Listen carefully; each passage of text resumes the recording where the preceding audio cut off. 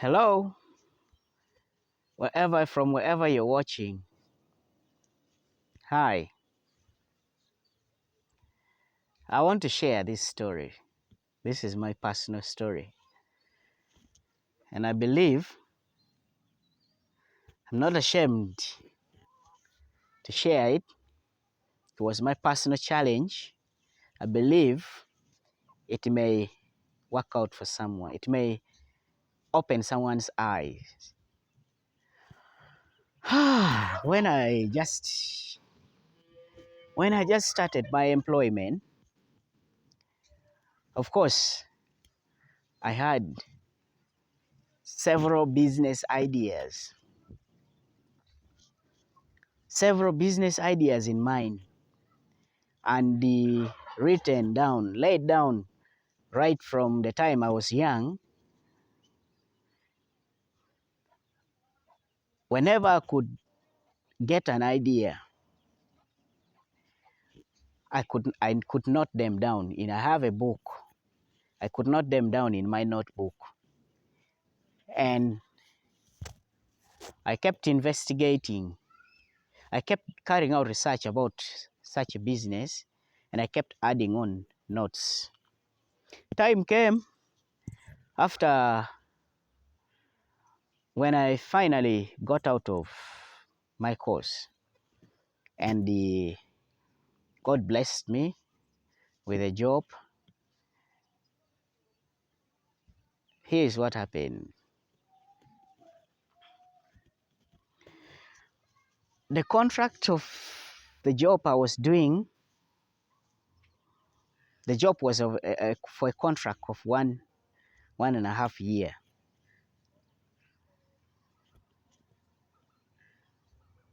The contract ended. When the contract ended, here in Uganda, we have what is called the National Social Security Fund. For every employee is working in the in the na- in the in the private sectors, it's a must, especially big entities. They subscribe. You as an employee, you are deducted some amount, and then your employer pays some percentage. When the contract ended, I knew there was some money that is coming up. And with the job that I was doing, opened up, I decided to open up a business. Opening up a business, oh, I didn't have enough money. Opening up a business in town, rent rent rates very high, but I was determined. And I opened up the business. I borrowed money, expecting that, of course, we had worked already for some 6 months, and we were demanding our employers 6 months after the contract had ended. We continued to work because of some kind of memorandum of understanding for 6 more months, and that money we were demanding. So I expected that that money would come anytime. When that money, when the time came that I expected that the money was supposed to come, the money didn't come. But I already used part of my salary and paid rent for a year. When that happened, I had to, the house had already stayed for 1.5 months empty. I had to borrow a loan to start a business. Mark this, I had to borrow a loan to start a business. That loan was a loan not to be paid on annual basis, not to be paid back on installment basis, but it was to be paid back after 1 month. That was the biggest mistake.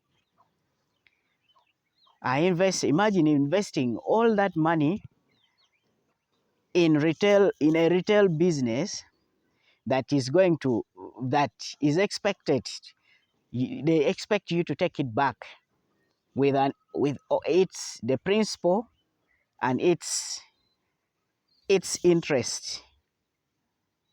Then, even if you are in a very busy place like what, unless if things are moving so fast at a lightning speed, at the speed of lightning, that your customers come take, they come take, they come take, they come take, and they take, you go and buy, you take, you go and buy, somehow you would be safe. But that wasn't the case. So I guess you're trying to imagine what happened. Here's what happened. The time came, the money I was expecting didn't come, didn't come. The money lender needed his money with the principal. The interest rate was very high, 20%. And not sold enough. I could not remove the things. I could not remove the money from the sales because I'd hardly sold anything. Being a new enterprise in a new place, new customers, myself studying, putting what I had on paper into practice. So amazing, so crazy. Huh? Well, to do that, to pay back the money lender, I had to go in for another loan from another saving group. I had joined a local saving group with the local women around, business women. So I had to borrow money to pay back. Remember, I'm borrowing to pay a loan. So all that I had borrowed the other side, I'm paying the loan with the interest. And the shop had also not increased. So even though I solved the other problem, I reduced the other problem of the other money lender, but I got a bigger loan and a bigger problem with a bigger stress. Still under the same condition, though at a slightly smaller percentage, 10%. But still I had a bigger problem, and I've postponed the problem into the future. Here's what happened. The other group started demanding, the month came, they started demanding the money. And I started getting back from the shop, paying back slowly, paying back. But of course, it wasn't working. A retail shop with very little profits, it wasn't working. The money wasn't enough. The money wasn't enough. In order to do that, in order to solve the weight of the loan from this group, because time came, the loan kept on moving for a period of a year. And you can imagine, time came, I was forced to get a salary loan. Because by then the contract was renewed. I mean, the memorandum of understanding came into action. I was taken into the local government system, government payroll. I joined it. I had the ability to access loan. I got the loan. I got a salary loan. To clear a loan, which loan, according to my earnings at that time, the loan had accumulated and it was big. So the supposed loan the loan that was gotten only solved to clear out this that I had gotten previously. I remained with nothing to add into the business. And yet, the shop was already begging. The shop was already begging. It had few items. So the shop never grew. The landlord started demanding. I had to get, it wasn't enough. I went in for another loan from a microfinance, such that I had only 60,000 Ugandan shillings coming in my account. I had to pay, yet I'm paying rent for my accommodation, rent for the shop that was at a high amount.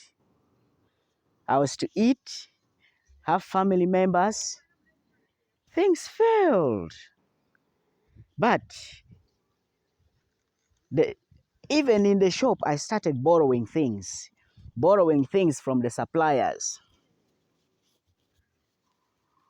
borrowing.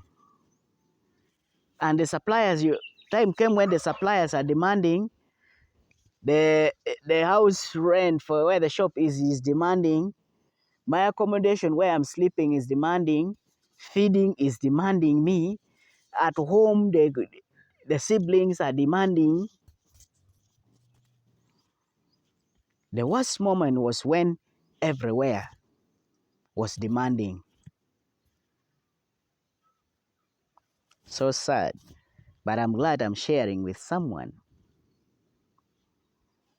When it happened so, there was time came when I felt like I should stop, because it was getting off out of hand.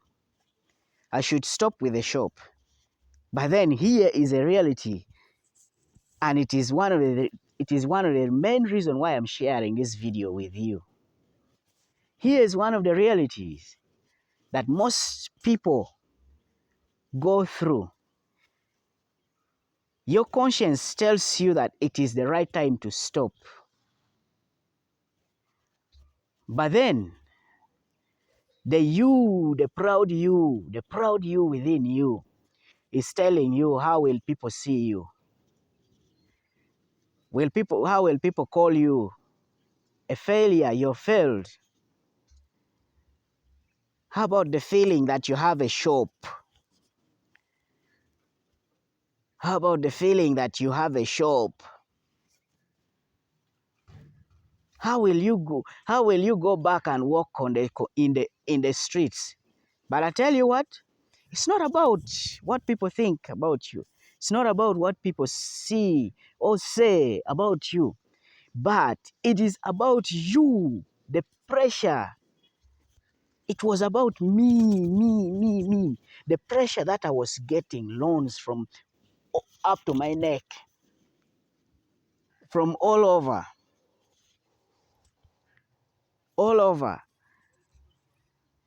to the extent that the month comes, you work, the salary just comes and down the drainage. And everyone wonders, is this man working? Is this lady working? Where does he take his money or her money? What I'm saying is, there is a time to stop, look, to reduce the speed, look left, look right, see in front, see behind, then decide whether to continue forward or to go back or to stop right there where you are. It is one thing that everyone needs to know: when to stop. When is exactly the time? When exactly are you to stop? When things get out of hand. Without that, you'll find yourself in shit. Of course, I know you want to know how the story ended.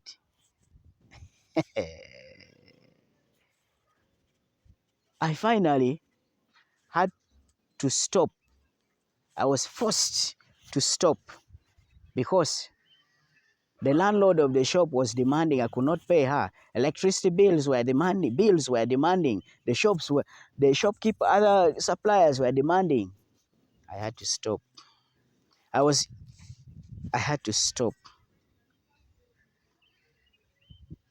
But having stopped, like I've told you, of course, what I feared happened. What I feared that what will people say? People will look at me like a failure. It exactly happened like that. I became a failure at that moment. But you know what? I failed and I knew where the problem was. That is another point. When you fail, know what made you to fail. What put you down? Know what put you down. What put you down? Know what put you down. What really put you down? I learned my lessons. And of course, I'd learned the business. I'd learned from the business, I'd learned which things can move and which things don't work out, can't move, which things I can manage and which things I cannot manage. And I tell you, as you see me now, out of that very business, I've always said, when you fall up, just like the Bible says, that a righteous man shall fall but rise 7 times. Shall fall 7 times but rise up. You can fall 1,000 times, but keep rising up and learn out of that business. Right now, I'm doing a business that I picked from the lesson that I got from that business. And it is so successful. So successful that, so successful, easy to manage, so profitable, high returns. And then by then I was a retailer. And now I'm a wholesaler. I've learned. But out of a lot, they say, learning are in several ways. You can learn when somebody tells you. Learning is by instinct. Learning is by experimenting. Learning is by experience. The learning that are by experience are permanent learnings. Some learnings are by forceful learning. They force you something. Someone forces you to learn.